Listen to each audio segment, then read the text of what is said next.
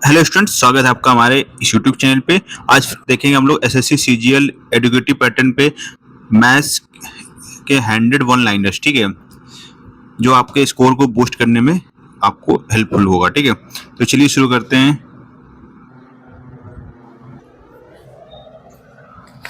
देखो, पहला हमारा फॉर्मूला है, ठीक है, sign square theta plus cos square theta क्या होता है हमारा 1 होता है। ठीक है, 1 plus tan square theta sec square theta, 1 plus cot square theta cosec square theta.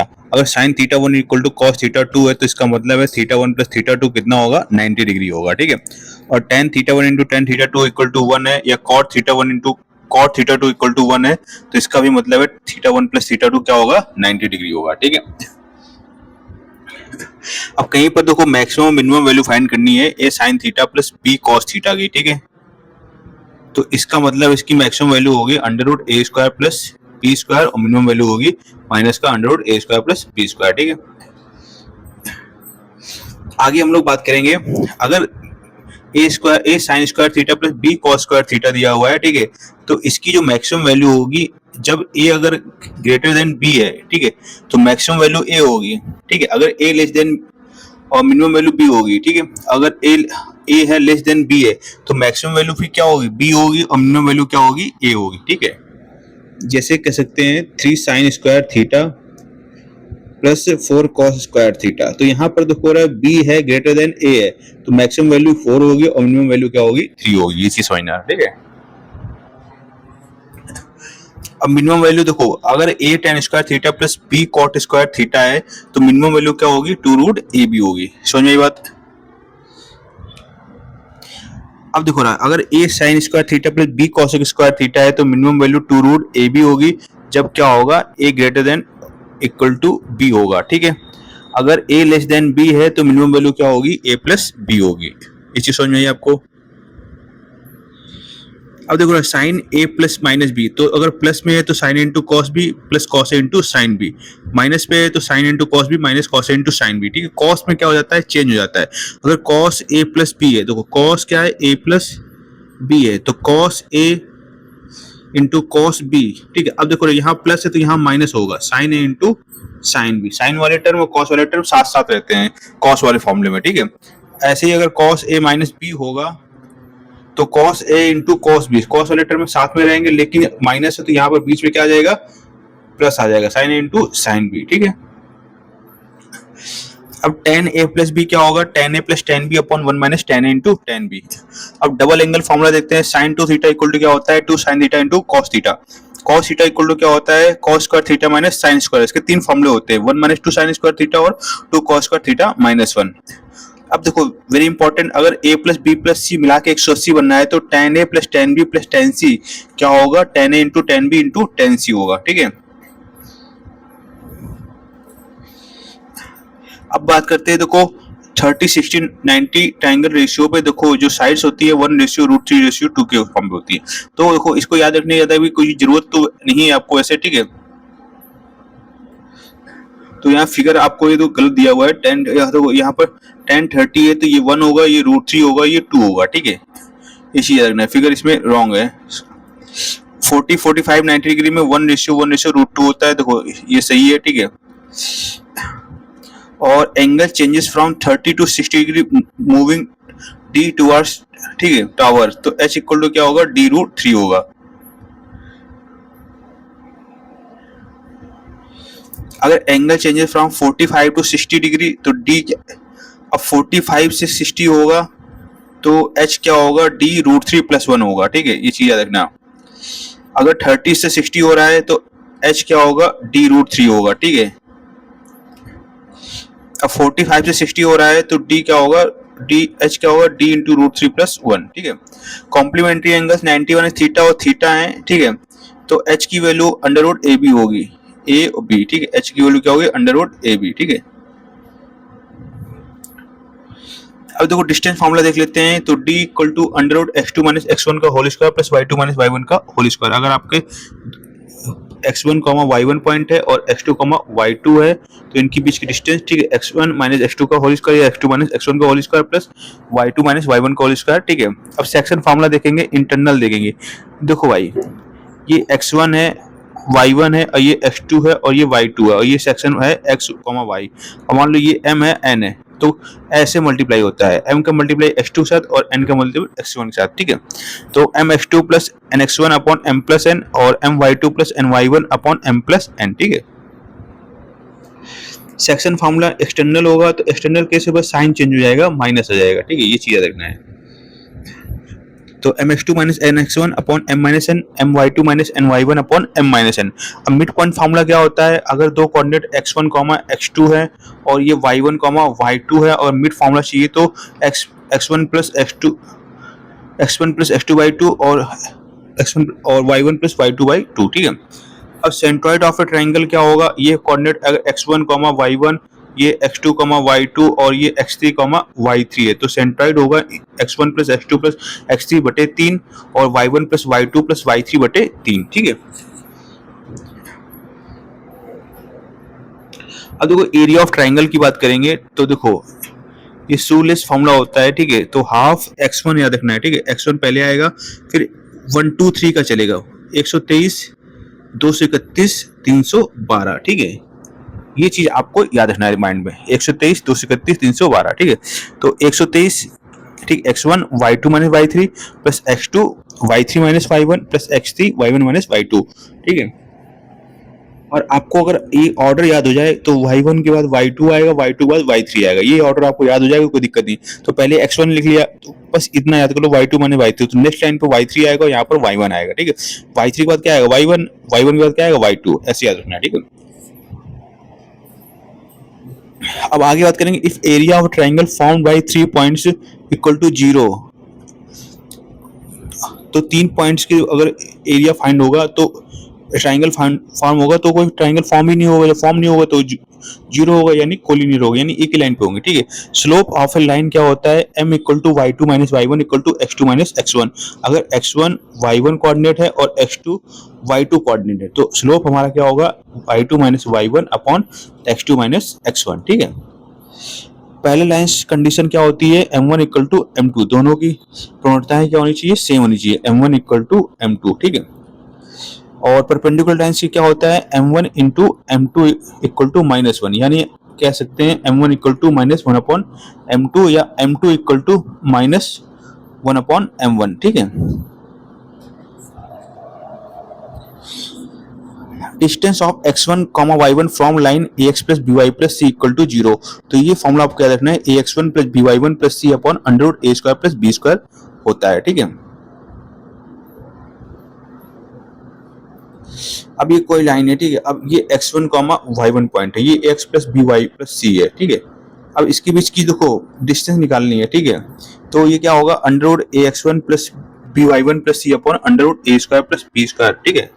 अब डिस्टेंस बिटवीन पैरेलल लाइंस के बीच में देखेंगे तो दो पैरेलल लाइंस है, ax plus by plus c1, ax plus by plus c2, तो c1 माइनस c2 या c2 minus c1, mod लगा हुआ है तो प्लस अपने आप कर लेगा, ठीक है, √a square plus b square.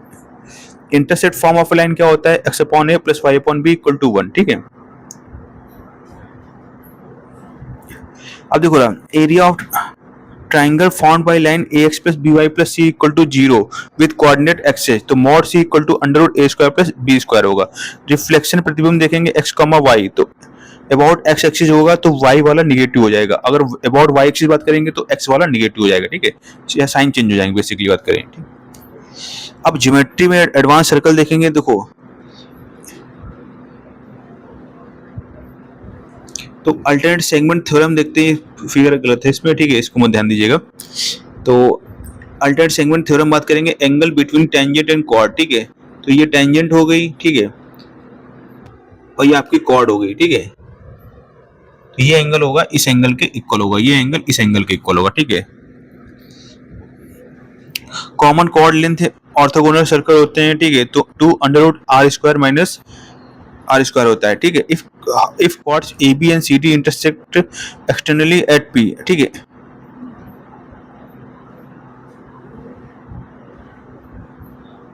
एक मिनट, हाँ, AB एंड CD, ठीक है,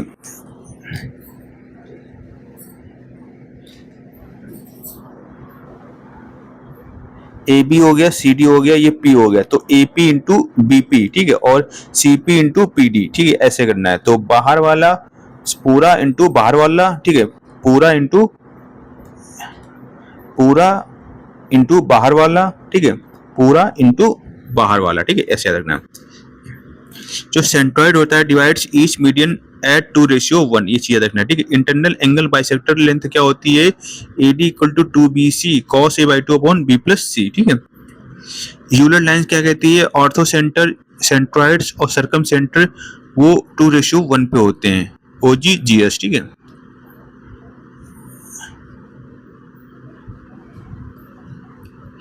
तो distance between incentre and circumcentre होती है I² R² minus 2RR into R, ठीक है।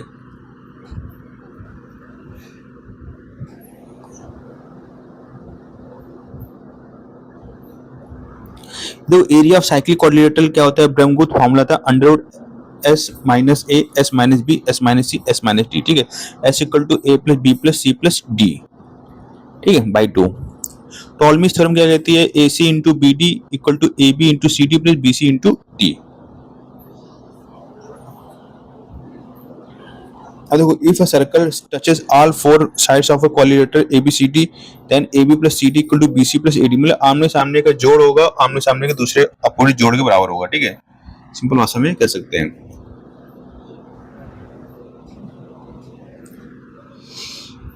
अब देखो एडवांस मेंस्ट्रुएशन फॉर्मूला बात करेंगे 3D पिरामिड्स प्रिज्म ऑफ फर्स्टम की, तो वॉल्यूम ऑफ प्रिज्म क्या होता है, base area into height. CSA of prism क्या होता है, perimeter of base into height.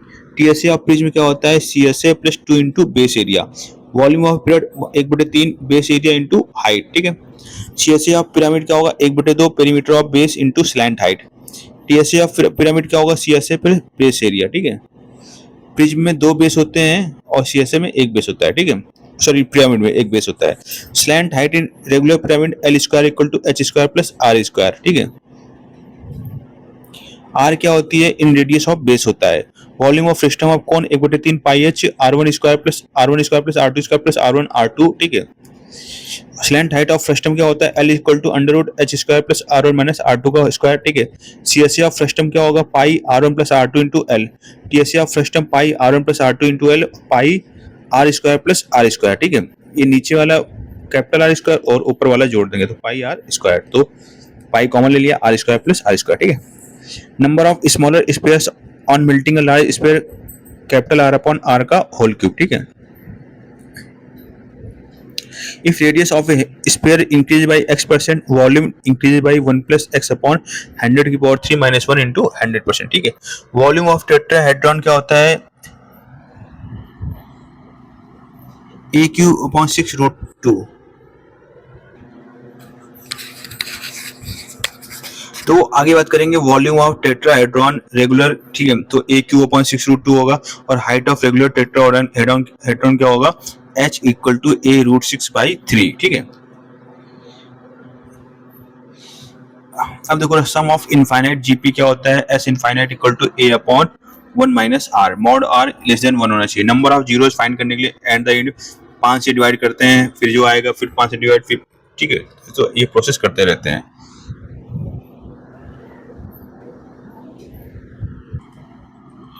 देखो यूलर्स टोटल फंक्शन, ठीक है, तो n इक्वल टू p की पावर a की पावर p, तो ठीक है, phi n equal to n into 1 minus 1 upon p into 1 minus 1 upon q, ठीक है। यूलर्स थ्योरम क्या कहती है फॉर रिमाइंडर के लिए, ठीक है, a कॉमा n, तो 1 इक्वल टू a की power phi n equal to 1 modulus n, ठीक है। विल्सन थ्योरम क्या है, p is prime p minus 1 factorial equal to minus 1 mod p, ठीक है। रिमाइंडर ऑफ a की पावर n प्लस b की power n upon a plus b equal to 0 when n is odd, ठीक है। Remainder of a की power n minus b की power n upon a minus b is 0 for all n, ठीक है। Remainder of a की power n minus b की power n upon a plus b is 0 when only when n is even, ठीक है। Sum of series 1 into 2 plus 2 into 3 plus dot dash n into n plus 1, तो n upon n plus 1 होता है, ठीक है। और देखो general difference formula series formula क्या होता है, 1 upon difference into 1 upon first term minus 1 upon last term, ठीक है।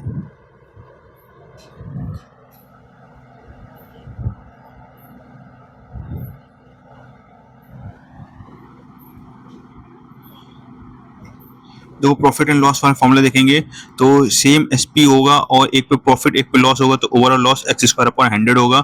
सेम एसपी एक पे एक्सप्रेशन प्रॉफिट दूसरे पे एक्सप्रेशन लॉस, ओवरऑल कोई प्रॉफिट या लॉस नहीं होगा। ठीक है। ट्रू डिस्काउंट क्या होता है? True discount equal mark price minus selling price upon mark price into 100। ठीक है। बैंकर्स गेन क्या होता है? TD into SP. ठीक है। ट्रू डिस्काउंट, ठीक है, into selling price upon 100 minus true discount. Instalment for SI equal yearly, ठीक है, ईयरली तो I equal to P R upon 100 into N होता है। ठीक है। Instalment for C I 2 years equally तो I equal to P into 1 plus R upon 100 की power -2 -1, ठीक है, upon 1 plus R upon 100 plus 1 plus R upon 100।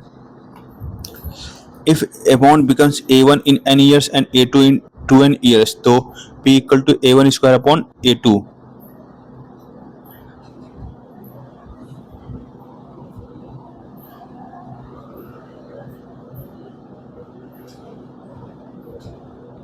Average age group देखो रहा, increase in average new person age equal to old person age. ठीक है। Boat stream क्या होगा? If upstream equal to T into downstream. ठीक है। तो u upon v equal to T plus 1 upon T minus 1 होगा। ठीक है। Work alternative work A plus work B into full cycle plus remaining days work. देखो अगर कहीं पर x equal to under root a plus root a that is infinite तक जा रहा है तो इसकी जो वैल्यू होगी under root 4a plus 1 upon 2 होगी। ठीक है। अब x equal to under root a minus से इनफाइनाइट तक जा रही है तो 4a प्लस 1 अपॉन 2 माइनस 1 होगी। ठीक है। a equal to n into n plus 1, answer क्या होगा? n होगा। ठीक है।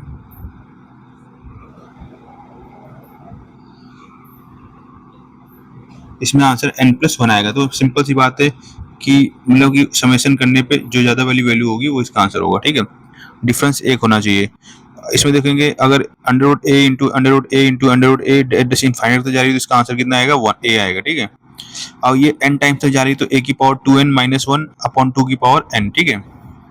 x की पावर 4 प्लस 1 अपॉन x की पावर 4k है तो x square plus 1 upon x square, ठीक है, k प्लस 2 होगा।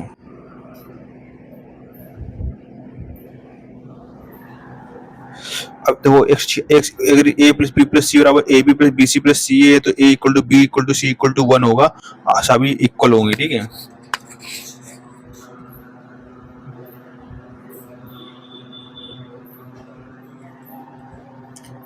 लीनियर इक्वेशन देखो a1x plus b1y plus c1 equal to 0, a2x plus b2y plus c2 equal to 0 है तो यूनिक सॉल्यूशन के लिए a1 upon a2 does not equal to b1 upon b2 होगा। Infinite solution के लिए a1 upon a2 equal to b1 upon b2 equal to c1 upon c2 होगा। ठीक है। नो सॉल्यूशन के लिए a1 upon a2 equal to b1 upon b2 equal to does not equal to c1 upon c2 होगा। No solution तभी होगा जब ये दोनों पैरेलल होंगे तो इनडायरेक्टली ये लाइन पैरेलल भी होंगी। ठीक है। इनफाइनाइट सॉल्यूशन है तो मतलब ये लाइन एक दूसरे के ऊपर कोइंसाइड करेंगे। ठीक है। तो a1 upon a2 equal to b1 upon b2 equal to c1 upon c2। ठीक है। शिफ्टिंग मेथड देखो symmetric expression a b c में वैल्यू 1 1 1 या 1 -1 0 रखने से ऑप्शन मैच करते हैं। ठीक है। Empirical relation mode equal to 3 median minus 2 mean. Mean क्या होता है? x bar equal to sigma x1 upon n।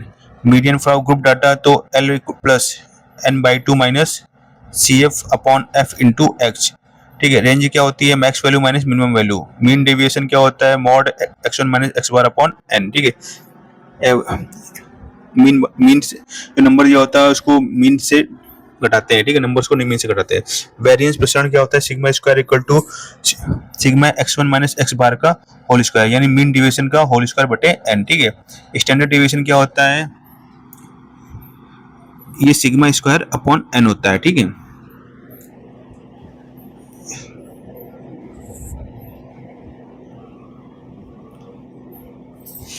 इसको बोल सकते हैं वेरिएंस भी बोल सकते हैं। ठीक है। Under root variance. ठीक है। तो स्टैंडर्ड डेविएशन क्या होता है? Under root variation. Coefficient of variation क्या होता है? Sigma upon x bar into 100। ठीक है। पाई चार्ट डिग्री कन्वर्जन तो 100% इक्वल 360 होता है, 1% इक्वल टू 3.6 डिग्री होगा। Degree to percentage, percentage equal degree upon 3.6। Histogram class mark क्या होता है? Upper limit plus lower limit by 2। Weighted mean क्या होगा? x bar equal to wx1 plus wx2 plus wnxn upon w1 plus w2 plus wn।